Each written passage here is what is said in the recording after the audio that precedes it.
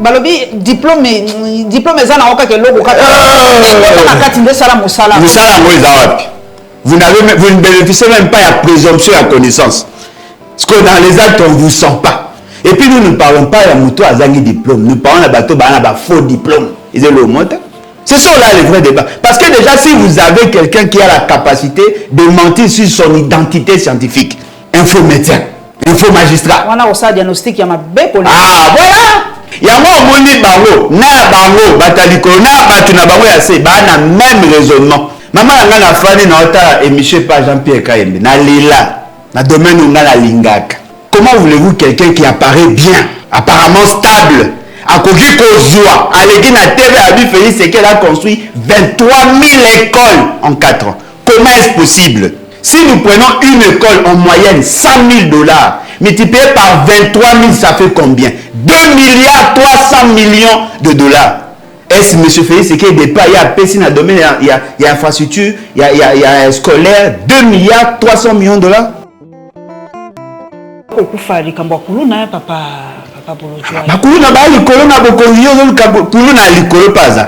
Pardon? Kuluna muke azwarambeli a menacé mutabote le téléphone. Mais kuluna mukolo a oyiba mutu unité na téléphone rame. Baba ba kuluna. Na mutu ayibi yo téléphone, na mutu ayibi yo ba unité na téléphone. Baba ba kuluna. Yoga na ibisa o eza ya so na kata document. Document wa bengi la loi des finances. L'Assemblée nationale consomme par jour près de 400 000 $. Il y a fait de fonctionnement. Pardon? Ah voilà. La présidente de la République, près de 800 000 $ par jour, il y a fait de fonctionnement. 257 millions de dollars, la loi de reddition de compte 2020. 257 millions, divisé par 365 jours. Ça fait combien? Bah, institution mais allez voir le cours des tribunaux. S'il y a des vaccins contre Ebola, contre Corona, alors c'est un vaccin le plus vite contre l'IDPS. Allez demander à tous ceux qui prétendent être membres de l'UDPS qui a déjà vu les certificats d'enregistrement à l'OPAM ou à siège à l'UDPS. Deuxièmement, il y avait un projet à Kotonga siège en étage. Panneau liboso ba otonga étage. Et tonga ni tendeni mandé ça aussi là. Ba ko na problème na ko réhabiliter toilette. Parce que boy sangai un parti présidentiel, bah, on a problème à la toilette. Le seul parti au Balobara Mingi, mais en réalité, il n'y a rien. Bon, c'est la bateau, bah, c'est incapable de gérer un parti. Il y a moins d'un million de membres, bah, gérer le pays, maman.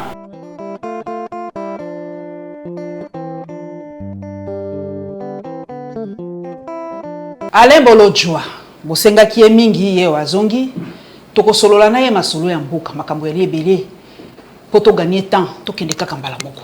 Papa Alain, merci. Oui, biso lisusu toko banda likambo ya carburant pour la fois passée le belaka biso likambo ya carburant kérosène ebungi lisusu lobi toko mona bato na ba aéroport baza ko milela lela ba vieux za la sol moye ba kendealité bato oyo te bino pe bolinga ka ko pesa image ya mabe ya mboka Bruxelles Airlines kutu SN bango pe baza na kérosène te likambo mondial botala makambo zo le kana Ukraine bino ka ko konande Congo ko voyager à l'intérieur du pays papé comme likambo balobit bala banyongo ya 600 millions ndenge na otiko tanga ba futika ka 50 millions. Mais ni kambo ba ko 600 ngote poto sanga ka rupture de stock ezalaka te na mboko. En tout cas, merci beaucoup maman Ngai, merci Nabalandi. Je suis très content, très heureux. Il y a beaucoup de talents sur le na mukola lelo. Na lingi na ibisa peuple congolais bozana kimia. Ba égyptien bozo kawana bomo na bango esute.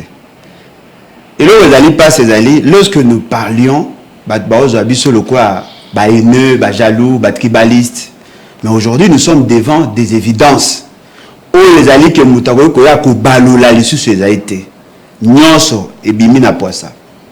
Monsieur Félix, c'est qu'il n'a pas de qualité voulue pour être président de la République. Mais au-delà de tout, à Sangani, Susuna, Bato, Valali, n'a une incompétence notoire. Ils n'ont pas la capacité de mettre en place de bonnes politiques.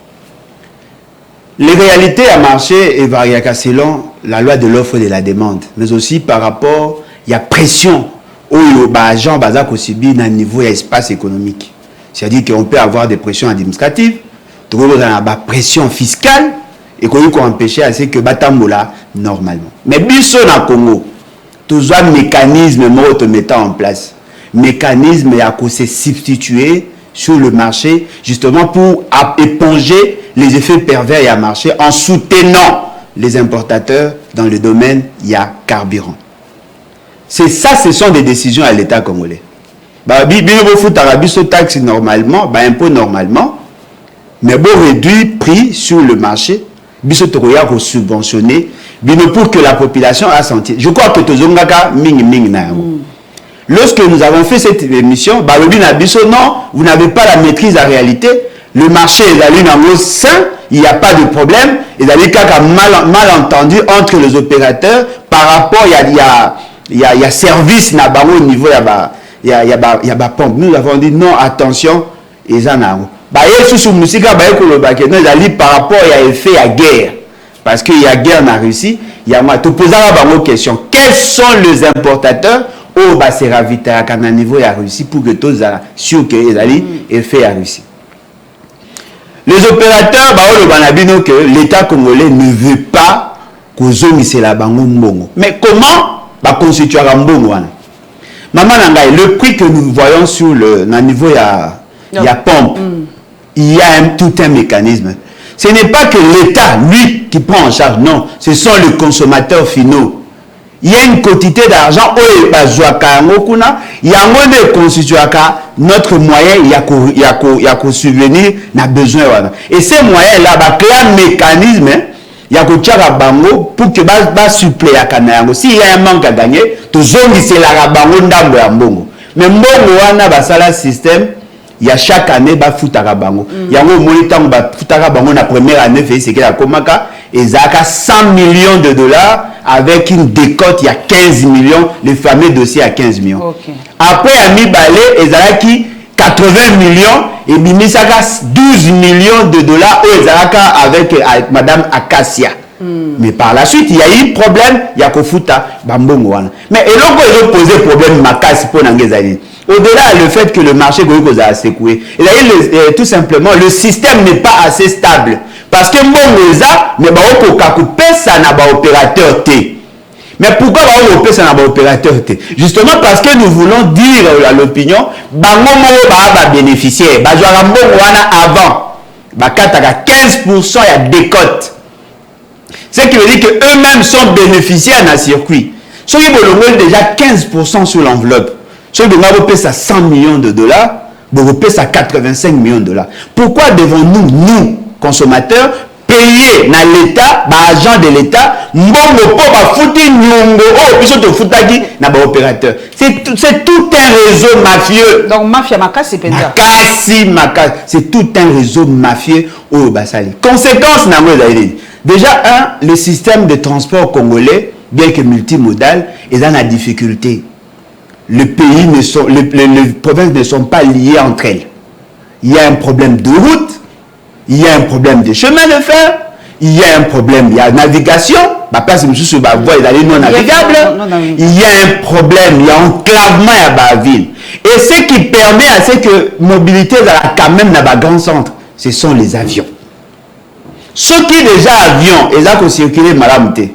Naturellement, tu vas commis réduire liberté dans le mouvement. Oh, liberté à mouvement, il y a une conséquence, il y a une incidence sur la structure économique. Parce que le mouvement est là pour permettre la circulation à biens et services. Mais lorsque le transport est comme un problème, automatiquement le pays devient enclavé. Et l'enclavement réduit la productivité. Alors dites-moi, M. Félix, c'est qu'il n'a pas trouvé solution à un problème. Il faut déjà moins d'emboter. Maman, est-ce que vous avez un problème de transport? La compagnie aviation, ce n'est pas que les mondial. Non, il y a un problème de dérèglement. Il y a un problème, il y a désorganisation. Justement, bien sûr. Na Congo Brazza problème moneza. Na Gabon problème moneza. Est-ce que vous avez imaginé qu'au Belgique directement est comme difficile? Il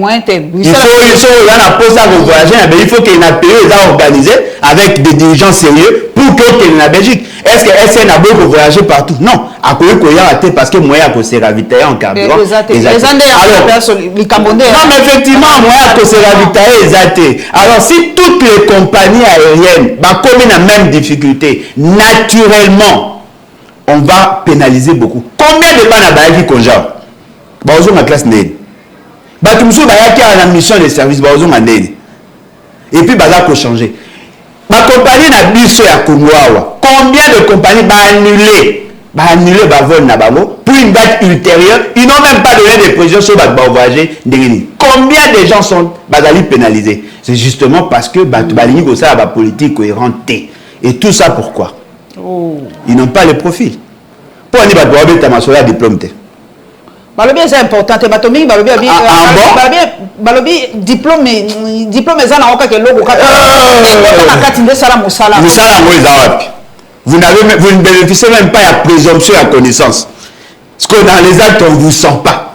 Et puis nous ne parlons pas de Mouto à Zangi diplôme. Nous parlons de bateau à faux diplôme. Ils ont le mot. Vaut mieux Mouto à Zangi diplôme que Mouto à un faux diplôme.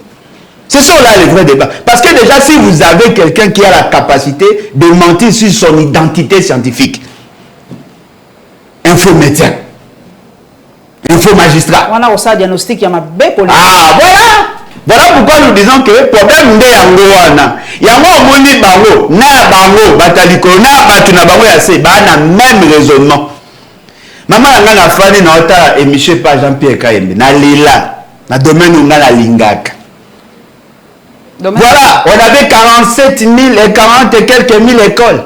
Tu communes à 60 et quelques mille écoles. On a construit 23 000 écoles. Aberration. Maman, il y a une pollution sonore. Aberration. Comment voulez-vous quelqu'un qui apparaît bien, apparemment stable, à côté qu'on joie, à l'église à TV à lui Félix, c'est qu'elle a construit 23 000 écoles en 4 ans. Comment est-ce possible? Si nous prenons une école en moyenne 100 000 $, multiplié par 23 000, ça fait combien? 2 milliards 300 millions de dollars. Est-ce, M. Félix, c'est qu'il y a des pas, il y a PC dans le domaine, il y a infrastructure, il y a scolaire, 2 milliards 300 millions de dollars? Au moins? Mais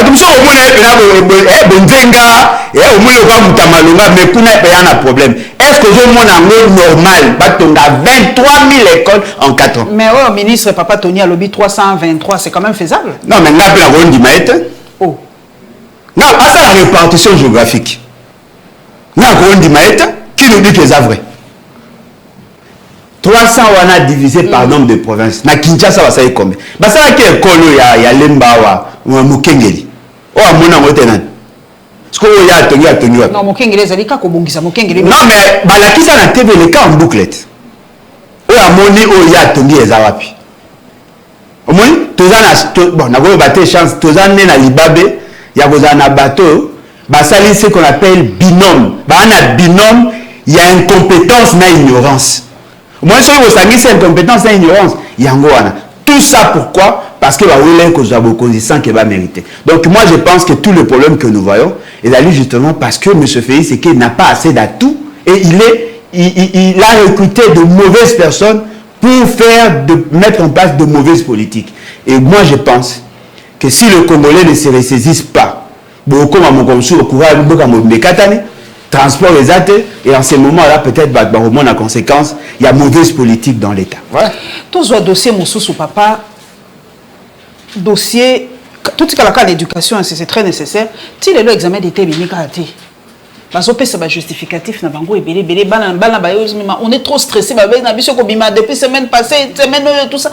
Papa, il y a un blocage à sortir de l'examen d'État. Maman, j'étais parmi les rares Congolais qui disaient que ces fameux ministres-là ne méritaient pas Yakoza. Au moins, universitaire, tu as la capacité d'assumer toutes les fonctions. Non. Il faut connaître. L'enseignement n'a c'est, je crois dans le Bela Ango de Jepanayo, n'a c'est, n'a enseignement supérieur à démonter. Parce que déjà les techniques et les méthodes sont démontées. La population cible, n'a même état d'esprit. Lorsque vous êtes dans l'andragogie ou dans la pédagogie, on n'a pas les mêmes techniques. Ce n'est pas parce que vous avez fait le droit que vous pouvez prétendre avoir la maîtrise du système d'enseignement. Ce monsieur est bon pour être avocat. Mais dans le domaine de l'éducation, Alali Ayobite, c'est un inculte. Je l'avais dit. Bateau basala réforme. Tout le Ouaganaba 6 mois. 6 mois. Il y a un résultat examen d'état, réduire la période et comment à 2 semaines. Pour justement parce qu'il y a un dysfonctionnement systémique. Pensez-vous vraiment que tous ces gens-là qui ont participé à la correction de l'examen, bah, déjà? Pensez-vous vraiment que la pression, les enseignants ont un problème, bateau va corriger, un problème, même le système organisé qui va examiner d'état, un problème. Maman, la corruption, ils ont gangréné le système d'enseignement. Et justement parce que bah tu vas être une valeur, une valeur na diplôme T. Nous avons un diplôme d'état na bureautique.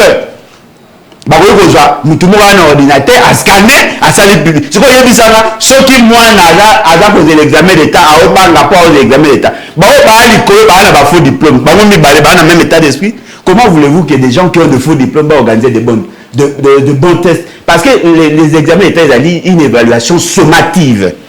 Ils ont salaire en côté, ils ont la valeur en ondine. Sony. Et on retourne tout le baboué. S'il y a un dérèglement dans le système d'enseignement, au niveau de la base, il y a BANA, ça aura une incidence sur le processus à la longue. Moi, on a l'examen d'état pour qu'à côté de l'université. Qu'est-ce qui s'est fait à l'université? À ces classes, avant qu'on perde une année, justement parce que l'université, il y a un dérèglement. Il y a un problème de synchronisation. Il y a un vivre un traumatisme, une psychose. Parce que le résultat va être résultat T. Automatiquement, ne soyez pas surpris, parce que le résultat va payer ça assurance. Moi, j'ai un enfant qui a passé les examens. À Kondi. À Zakobang. Si on passe dans la maman kanga mutema examen d'été ça grave. Déjà manière ça banga. Il faut que bape ça va résultat. Parce que lorsqu'on va comparer leur gouvernance, la gouvernance va passer. Ceux qui va à ça dans 2 semaines, bino ça attend à 10 jours. Beaucoup pas qui s'amicolote. Ceux qui va passer moi dans la classe va poser une question. 1 plus 1 égale combien? Ceux qui va passer une question pour répondre pendant 1 minute. Attends ceux qui a coupé sa bonne réponse. Au-delà il y a 1 heure, cet enfant-là n'est pas assez intelligent. C'est ça, M. Félix, c'est qu'il sa cohorte. Ils ne veulent pas simplifier les choses. Ils ont compliqué parce que la plupart des bateaux au monde ont faux diplôme. C'est ça le résumé de Rolobani. Et bon, ce que lecture ni ça pour la destruction école ya na Lubumbashi, Luisha. Au monde ndengeni minerai avant éducation ton ndengeni. Maman Nangaï, je crois na Lobaga on a émission de ça maramba mine. Il y a des villages entiers ba déplacer bango pour ba exploiter. Mais pas si nabiso ezali ba déplacer bango mais en contrepartie non rien. Si on trouve les mines dans un site pendant que Bana Bazali on a classé, avant d'exploiter, il faut construire une école et dans la soit nege ou soit dans la mieux avant de casser, parce qu'on peut casser une école pour d'autres intérêts. Dans la condition, bon, tu as les mêmes infrastructures ou des infrastructures plus modernes que les parce que ceux qui vont bouquer l'école, est-ce que votre dire l'école c'est toute une famille? L'école est liée à la socialisation. Il y a une valeur culturelle, une valeur au-delà. Moi, non, attends à l'école Boboto. À la ligne plus attachée à l'école. C'est-à-dire que ça a une autre valeur au-delà de la valeur que vous vous accordez. Alors, moi, affection, moi, sentiment, mais vous avez présenté quoi en contrepartie? Tellement désordre. Et puis dans le secteur minier, allez chercher les informations. La plupart des gens qui prétendent aujourd'hui exploiter n'ont pas de documents. N'ont pas de documents. Moi, j'ai vu une coopérative. J'ai eu autorisation à exploitation artisanale. Bandi pour exploiter. Tout. Soda, bakomi na site wana. Soda bakomi ko exploiter. Bakomi bango ba na ba équipement na nyonso bakomi ko exploiter. Na la on a top Congo. Oh. Basoda. Et puis là, surprenant, des militaires non neutrement identifiés. En bon, dans ce pays, militaires non neutrement identifiés. Non, donner l'unité. Il y a des gens qui sont dans le désordre. Il y a des Chinois qui sont aujourd'hui en prison. Dans l'autorisation et l'exploitation, et vous savez qu'est-ce qui est surprenant? On cite le politicien là-dedans.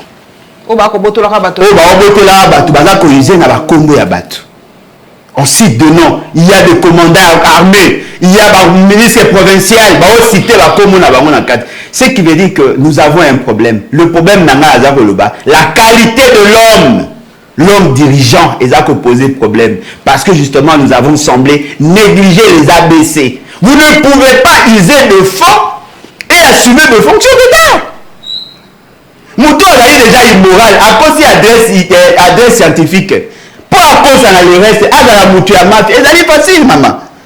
Na pèse un exemple, doit avoir un pire esprit. Bon, na go ba mboka msute ko ko polémique. Nataka na France. Na université songolo na France, ba ta kuna faculté ezate diplôme à lokuta.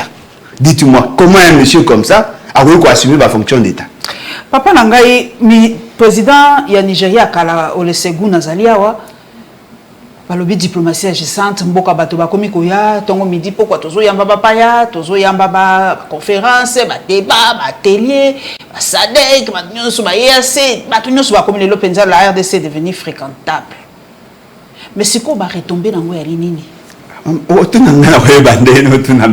président na yo akomi mokonzi ya ya biso président ya mboka akomi mokonzi ya ngai ya mboko ngazo candidat Martin Fayulu président wa Fésekete président azali na imperium ala imperium ya na Fésekete bon na azali président akomi mokonzi ya SADC. Et alors? Alobeli makambo Rwanda, beti malobi en tout cas til hier lobi ezali Rwanda mutazali sima M23. Azako lobango na miso ya bato zeta kako loba na sima. Alobi yango. Akomo loba. Akomi ko loba. Voilà. C'est que peut-être pe eko ba retomber ko o mona na ke bato na pe bazo ba loba non cette fois-ci vraiment il faut to soutenir to bengana ba Rwandais. Maman Nangaye, la diplomatie agissante dont on nous chante en longueur de journée. Quel est le niveau, il y a organisation, il y a administration, il y a chargé en diplomatie. Le ministère des Affaires étrangères. Quelle est aujourd'hui la position ou la situation, il y a l'ambassade? Qu'est-ce que nous avons constaté? Y a-t-il eu des réformes? Est-ce que va renforcer la capacité? Il y a l'administration, il y a niveau, il y a l'ambassade. Qu'est-ce qui s'est fait? La diplomatie agissante ne veut pas dire qu'il y a un bassin. Il n'y a pas longtemps, Anthony Blinken. Tout le monde avait applaudi. Il n'y a pas longtemps, le roi de Belge. Tout le monde avait applaudi. Mais tous ceux qui viennent là, qu'est-ce qu'ils disent après leur départ? Qu'est-ce qu'ils disent? Parce que vous pouvez recevoir des gens. Vous n'avez pas oui, mais quelle est l'impression que j'ai? Ce qui n'a loué pas naïo. C'est ce qui est important. Ce n'est pas le fait d'avoir reçu des gens. Non. Qu'est-ce qu'ils pensent de vous? Naïe pas naïo, na kuti kiti masuba, salité nandaku, bana likolo à TV, tout ça. Ne pensez pas que je... Non, ce que je vais dire après départ naïo, c'est ce qui va compter. Ce n'est pas le fait d'être venu chez vous. C'est ça, c'est que M. Félix doit apprendre. Quand on bat Sonia Rollet à Twitter, il y a quelqu'un qui a un faux diplôme. Personne n'a contredit jusque-là. Quand il y a un procès il y a 100 jours, personne n'a été arrêté parce que les gens ont détourné l'argent. On prend ça en compte. L'arrestation arbitraire, ils prennent en compte. Lorsqu'ils viennent, qu'est-ce qu'ils vont découvrir? La désorganisation. Déjà à partir de l'aéroport, le désordre qu'il y a à l'aéroport, ça lance déjà un message. On trouve des gens mal organisés. Bakoti na mituka bake, batali na nzinga na gauche na droite, des pauvres. Baotala na mupanzi pauvre na ngambo pauvre, roulage pauvre baotambola, mota pa bakomi na kata pa ya nation. Bamoni ce qu'il y a na population, ba comparer les standings ya travail na bureau eska baambi bango, bataille bango bamoni voilà, il y a une dualité. La population est pauvre, mais ceux qui viennent de nous recevoir sont riches. Ils vont maintenant essayer de voir. Ils ont leurs ambassades ici. Bagota, na ambassade, na pays, le SMIC est à combien? $5 par jour. La population gagne combien? 160 000 francs. Soda, 160 000 francs. En deçà à SMIG. Ils vont déduire, bah, ces gens-là ont des problèmes. Et leur problème, c'est le leadership. Le président de la République, Yamboko Batindi Moutepa Nabino, a moins de 15 000 $ le mois. Mais Mouto Ayambi Bango a 2 millions de $ le mois. Et ce qui est surprenant, l'écart qu'il y a entre les salaires et le président de la République, na Mouto Asuka, et là, le quoi à Boutou na Moi. Automatiquement, il comprend que vous êtes des animaux. Ils n'ont pas une bonne impression de nous. Voilà pourquoi lorsqu'ils sortent de notre pays, ils considèrent plus certains voisins. Quelle était l'attitude, il y a un représentant, il y a un Américain chez nous, et quelle était son attitude au Rwanda? Quel est le comportement, il y a bateau, et qu'est-ce qu'ils disent de nous lorsqu'ils sont en dehors? Ils ne trouvent pas du tout sérieux. Alors dites-moi, vous parlez à la diplomatie agissante, et quelles sont les retombées? Il fallait que l'on sente même la facilitation en termes de visa. Ne fût-ce que ça. Il fallait qu'on sente dans la bilatéralité, il y a des avancées. L'accompagnement, l'investissement. Quelles sont les relations obligées de nouer les lots? Quelles sont les facilités aux diplomaties salies? Quel est ce pays qui a condamné ouvertement le Rwanda? Comme quel pays? Comme quel pays? Nous avons assumé des fonctions. Union africaine, CIRGL, SADC aujourd'hui. Mais quelle est notre part dans tout ça? Qu'est-ce que...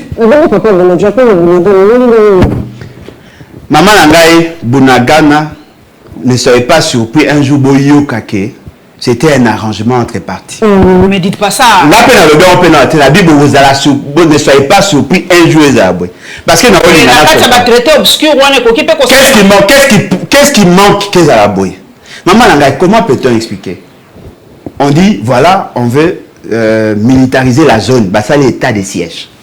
C'est-à-dire que les militaires doivent être plus nombreux que ceux qu'ils étaient avant. On met en place une administration militaire. On suppose que dans l'état de siège, il y a un plan de décaissement spécial pour soutenir les opérations. Parce que l'état de siège ne veut pas qu'il y ait un militaire. Non, il faut qu'il y ait des opérations militaires. Il faut que le patrouille est salement, il faut que va renforcer la frontière, va renforcer l'opération sur le terrain. Ce n'est pas seulement d'avoir un gouverneur. Le gouverneur aujourd'hui militaire se comporte en civil, à hauteur la taxe, à hauteur la côte samba, ou pas bongisa banzela. Il n'y a pas de résultat.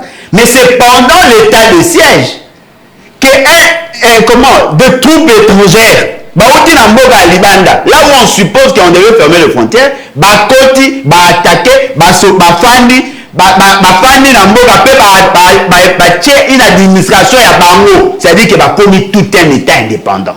Pendant l'état de siège, na voulez comprendre ça manambanaga, na voulez comprendre ça manakisangani, na voulez comprendre ça manakasai. Mais pas l'espace là, il y a un état de siège. Et ce qui est surprenant, les groupes armés va attaquer Butembo. Attaquer Butembo, Mokonzi a commandé à Mbokalobi. Ils étaient plus nombreux que nous. Qui près de 80. Et ils étaient plus équipés que nous. En réalité, tu es papa Boulogé. En réalité, tu es sous-équipé, tu es sous embargo, tu es papa Nanga. Non. Le problème est l'équipement, on a besoin de ces gens-là ne sont pas venus avec des chars de combat. Certainement que balance roquette, nous en avons. Si on a embargo militaire, comment on va à 80, côté na ville quoi à Butembo, paralyser ville, juger, prison, limite baki. Vous voulez me dire que là problème cas équipement, il y a un problème de désorganisation. Nous ce point aller. C'est pour la Ranamutu. C'est-à-dire que devant cette réalité,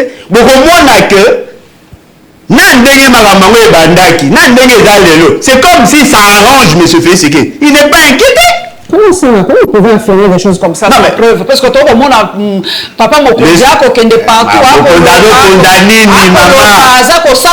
Mais la communauté déjà papa. Non, attendez. Vous voulez me dire que si tout le monde, tous les pays du monde décidaient de laisser les Rwandais dans Mboganabiso, on va croiser les bras Tibamba Ondima? Vous voulez me dire qu'aujourd'hui, dans cette gouvernance polluée, ceux qui n'ont pas que non, on va croiser les bras. C'est ça la politique à M. Félix Sekeli. Il doit dégager, il doit partir. Moko, Maman, t'as bien le mot. Mais moi, il s'arrête de repas, mineur, ma poète au tiki. Oh, mais si vous avez posé ça à vie, mais quelle est ça la musique? Babane de pizza, bazali, ça la commerce, l'ongwa, tu as posé ça à mon congé, elle capable de donner de l'énergie. Vive, maman, n'est pas ça, oui, puis qu'il n'a pas beaucoup à mettre. Moi, il y a un bangi. Parce que je combats une cause juste. Si vous voulez, je parle la vie, je suis prêt à mourir, monsieur, la qui s'en va, parce que là, on a dit toujours seul. Nous voulons avoir des gens qui sont capables de dire non, défendre le cause juste. Nous connaissons tous le pouvoir. Nous tournons sur la Sazade, aussi mis Congolais Torobunda.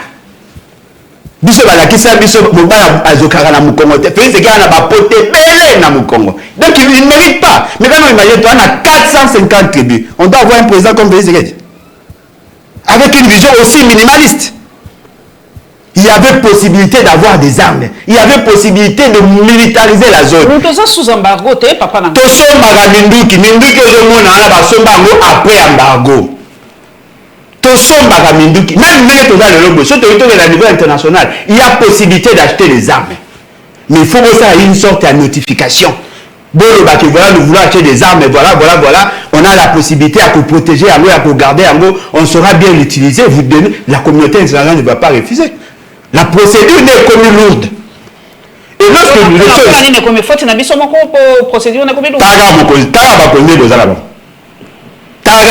Kaboul est encore vivant. Chaque samedi, va ça la fête. Chaque samedi, va ça la fête.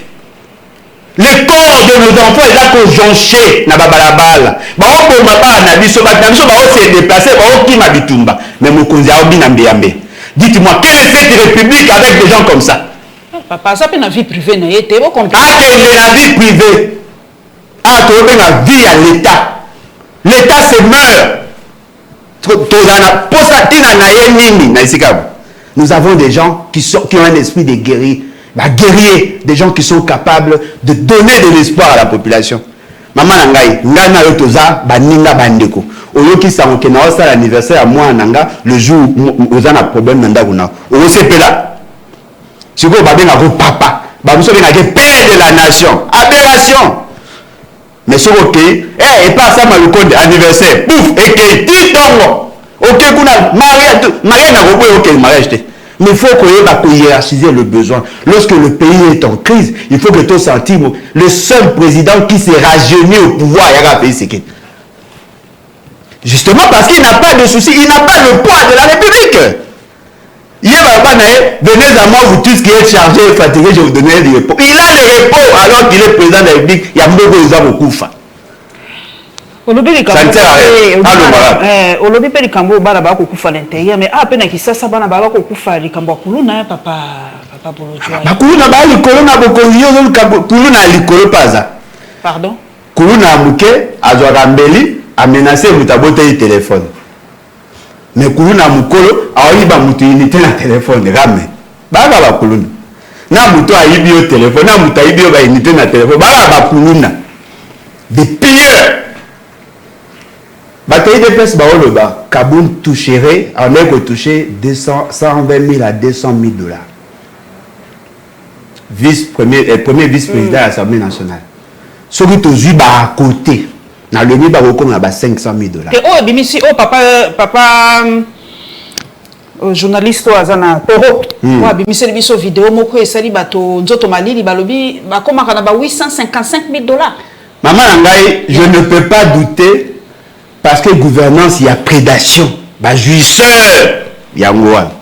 855 000, papa, presque demi-million chaque mois. Maman Nangai, il y aura un bisao où il y a un document.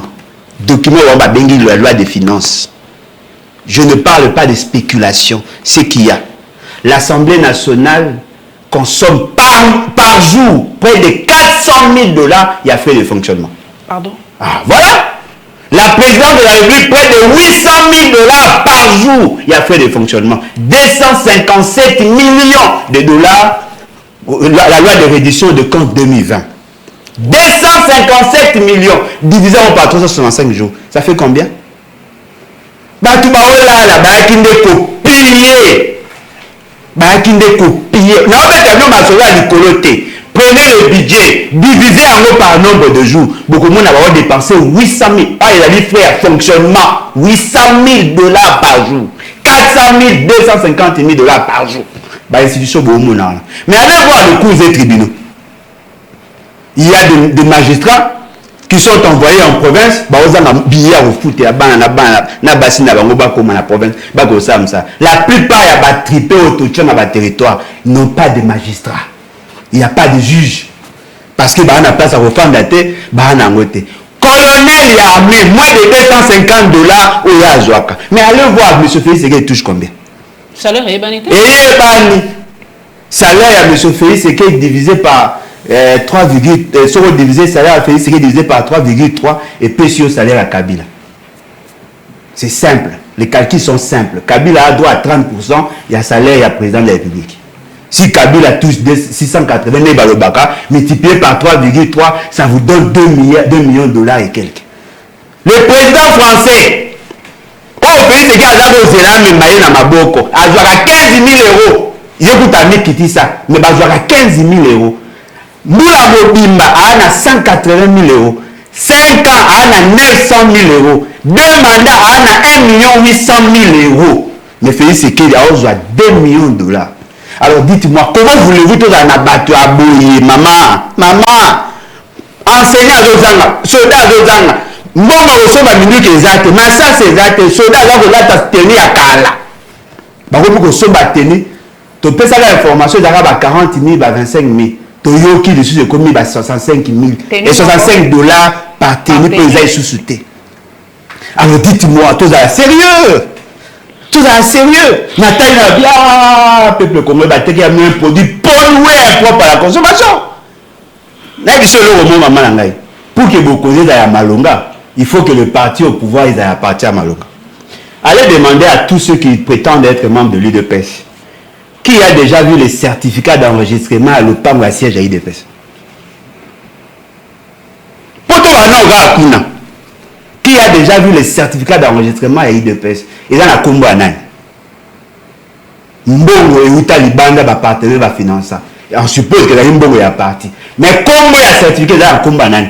Vous pouvez aller chercher. Deuxièmement, il y avait un projet à Kotonga siège en étage. Batia Koutina panneau liboso ba Otonga étage. Et Tonga ni tendeni mandé ça aussi là. Ça me coûter dans les 3 500 000 $ pour nous retourner dans l'état sur les 6 niveaux, sur les 8 niveaux. Où en sommes-nous? Mais oui, INC, pour money maquette. Il y a eu des personnes, dans la maquette, dans la société, dans le budget. Bazar. On a problème avec la réhabiliter les toilettes. Parce que vous avez un parti présidentiel, on a problème avec la toilette. Il n'y a même pas ceux qui siègent à Nani. Beaucoup Camara un jour, personne comme ma place commerciale. Soit hôtel, soit boutique et si quand. Puis ils ont le pan de la partie T. Parti Bagoti na Mumbele. Alors que nous avons Mumbele. Parti à Nambomote. C'est-à-dire qu'ils sont incapables d'organiser de petites structures. Un parti à rien du tout. Le seul parti au Balobaramindi, mais en réalité il n'y a rien. Aucun siège y a parti. Exact. Le membre de la partie depuis la formation. Exact. C'est la bateau, c'est incapable de gérer un parti. Il y a moins d'1 million de membres. Va gérer le pays, maman. Il y a aussi un peuple congolais. S'il y a des vaccins contre Ebola, contre Corona, il y a aussi un vaccin le plus vite contre l'IDPS. Ça n'a rien. Il y a polluer l'environnement. Ce qui veut dire quoi? Le fait seulement que l'eau a ma baie. Ezali et Kobote Loura Malamte. Papa Bolodjoa, dans le Béli Vital Kameri, Namoni a sali retour, en tout cas en fanfare, na scène politique, Azaki na Mokondiambo Katanga Ayambaki ou le Seguno Basanjo. Donc, Azongi Penza, c'est lui qui parle encore à l'oreille du chef, Namoni est très actif. Mais phrase Moko, Banamboka, merci Mingi, pour Boadi, Congolais, Badi Bato, réfléchissaka, Balobi, phrase Moko, papa alobi leadership na biso ali maamuté photo du leadership moko éclairé tout alobi ba phrase wana siko ye muto apembe na mokonzi ya mboka ye pa ali leader ami fengi ye moko te to ezali lokwa zalaka niaou ba yanke niaou parce que abani da ko rebondir abani da ko préparer 2023 pour dans sûr est-ce que à côté que les sous mbalo les sous 2023 pour cela accord à Nairobi normalement en 2023 il faut des UNC UDPS de soutenir UNC depuis quand ya yoka UDPS respecter accord oh ba fille d'engagement ou ba respecter ba jui ba carte de membre UDPS ba jui déjà na mona ba oga batamona ba reçu membre ya fouti carte bon les $5 tilo ba jui carte té ce que je veux dire, respecter accord. Et puis accord politique, il y a autant que je m'y mette. Mais maman Ngaï, Sungangaï, tant qu'il a vu ce bagnon, soya, tout ça, analyse sémantique, tout comprendre ce qu'il veut dire. Ça, c'est la psychologie. Zelana kende pa papa Boujakera na pesi mbote mingi pa. Moi ya la makasi na ba. Boujakera a faim. Boujakera c'est un grand journaliste. Et on a respecté. Azali qui n'a souhaité un bon anniversaire. Oh, a fêté qui anniversaire na ekalate. Bon, na ko luka ba mo wala po ba lobi fo mot par mot. To luka ngo malembe. Leadership. Voilà. Le développement de la RDC dépend des Congolais. Bien plus d'un leadership visionnaire. Tout ce qui n'a pas dépend d'un leadership visionnaire. Cela veut dire quoi? Le développement est un idéal. C'est quelque chose qui est désiré par tout le monde. Mais à l'objet dépend. Cela veut dire quoi? Ce développement n'est pas encore atteint. Il y a des contraintes. Parmi les contraintes, le leadership peut atteindre un visionnaire. Un leadership visionnaire, c'est un leader, d'abord un leader, qui a la capacité d'aller au-delà de ce qu'il y a, de voir l'avenir. Dans la vision. Hein. Ah, la vision, une vision claire. Il dit ici que Félix Tshisekedi n'a pas de vision. Il y a mis balé. Rassembleur. Rassembleur. Félix Tshisekedi Bokaboli. Tribalisme, tribalisme et Angoana. C'est-à-dire qu'il faut avoir un leader qui est rassembleur. À Sangisala Batuna Ekolo, dans le centre d'intérêt, il ne voit pas la tendance au match à mouvement. Il doit mettre tout le monde d'accord sur un certain point. Il y a mis ça. Éclairé. Éclairé. Molili. Félix Tshisekedi Molili Boutou. Félix Tshisekedi n'a pas une vision claire.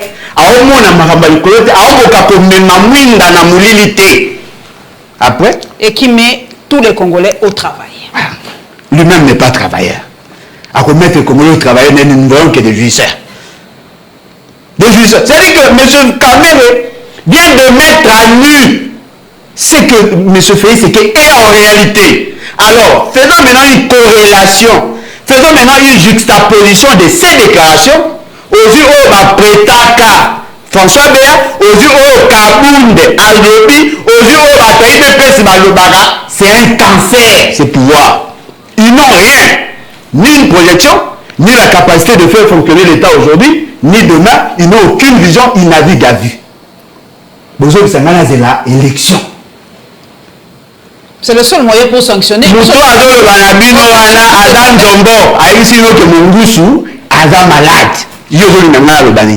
êtes l'élection en 2023. Il y a le dit que Félix Tshisekedi n'a pas de vision. Il n'y aura pas d'élection parce qu'il n'y a pas de vision. Mais c'est ni aller au Rwanda. Oh, mais c'est ni aller à Pandis. Il y a un pays, il y a une DPS. Ils ont quoi? Différence c'est ça. Un peu, une DPS a dérivé un peu. Une DPS a dérivé un peu. Et là, le roi n'a pas peur dans le roi créé parti. Différence c'est ça. Différence c'est ça. Ce qui veut dire qu'aujourd'hui. Tu as l'objet de l'élection quand même en 2023. Maman Nangaï, élection fait Zala. 2023 comme 2024, mais sans Félix Tshisekedi. Il a droit à 2 mandats, la Constitution. Non, il faut d'abord avoir droit à un premier mandat pour en avoir la deuxième. Pour avoir la deuxième. Premier mandat, après c'est Wapi. Oh, c'est une invention de Kabila. Oh. Je vous dis. Dans le bas, on a voulu ça jamais Kabila de poids. Moi, je n'ai pas le baga. Nabi Baga, à l'Orotaranase à Tombo Likolo. Où la banque est aboutie, maman, salité. Comment pouvons-nous accepter un pays qui est en crise, avec une crise multiforme, avec le besoin à leadership éclairé, clairvoyant? Vous prenez Félix Tshisekedi, vous faites élu président. Oh! Et le quoi n'a pas ça jamais Kabila. Il fallait que la quitte la vide. Nous avons perdu 5 ans. Non seulement nous avons perdu 5 ans. Kabila n'était pas candidat. Non, c'est Kabila qui a fait de Félix ce qu'il est. C'est Kabila qui a fait de Félix ce qu'il est aujourd'hui. Les communicateurs, il y a PPA de Boya répondre dans les Cambouis. Pour ça, les communicateurs, c'est Kabila qui a fait de Félix ce qu'il est.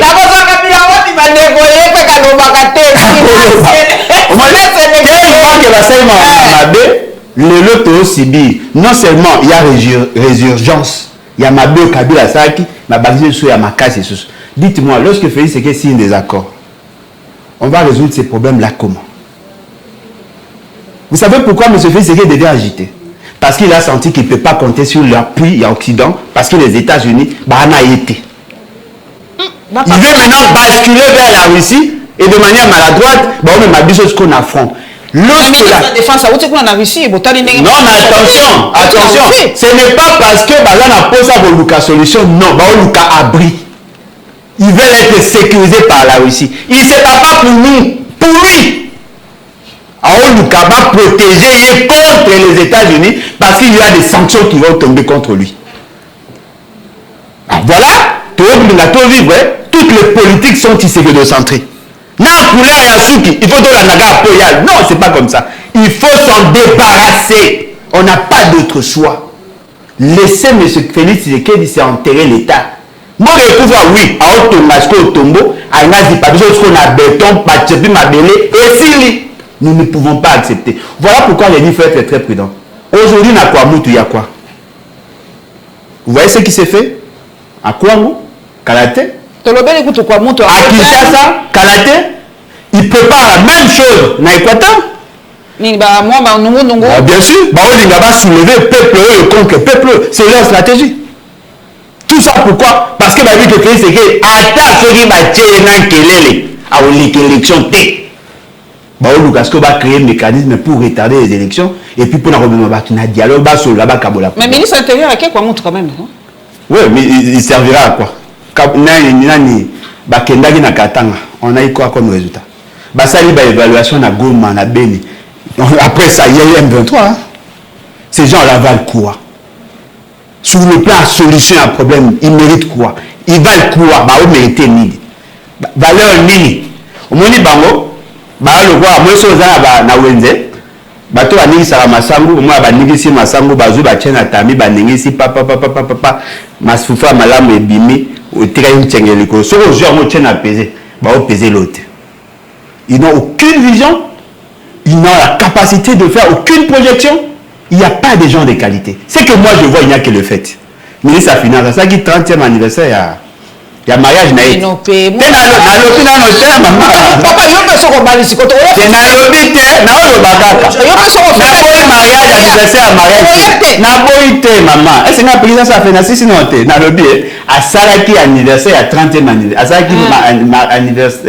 Fête anniversaire à 30e année de mariage.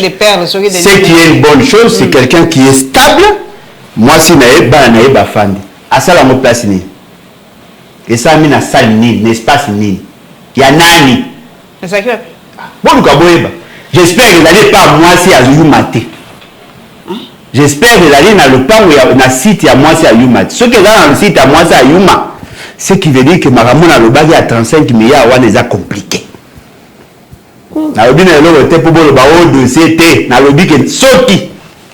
C'est-à-dire que ces gens-là se sont organisés en réseau pour mettre le pays à genoux. Et la quasi-majorité à mon retourné de Kaboul nous l'a dit. Ça, système n'a pas eu plan. Et qu'il faut faire dans la banque étrangère. Ça aussi, c'est déjà un crime. C'est déjà un crime. Fuite à la capitaux. Vous devez créer des équilibres financiers dans le niveau du marché parce que vous prenez l'argent en devise, automatiquement ça réduit la capacité et la résilience de l'État. Sony. Oui, je risque peut-être, papa. Économiste de formation. Ah, question là peut-être. Mais résidence surveillée à Kabundu pour Tanguy Kongo naï. Nanina yeba, makala isa résidence surveillée.